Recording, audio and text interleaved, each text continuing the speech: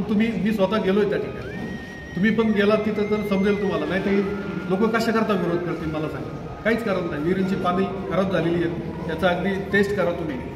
त्याच्यानंतर वास येतोय हे मी स्वतः जाऊन पाहिलेलं आहे.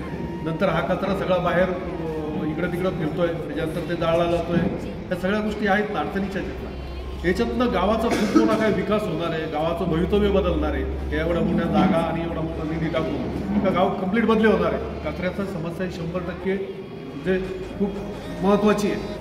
पण ती महत्त्वाची असताना त्याला जर पर्याय असेल आपल्याला, तर एवढी मोठी जागा 5 एकर जागा गावाची जर गुंतवायची असेल तर त्याला जर पर्याय असेल तर ती जागा सध्या तरी हे करण्याचा अडचण नाही.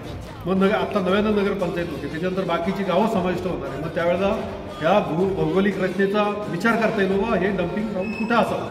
शेवाळवाडींनी प्रस्ताव दिला आहे, माझ्या माहितीप्रमाणे निगोटवाडींनी प्रस्ताव दिला आहे, बाकीची गावं प्रस्ताव देत आहेत का आम्हाला नगरपंचायतमध्ये विलीनी करून घ्या.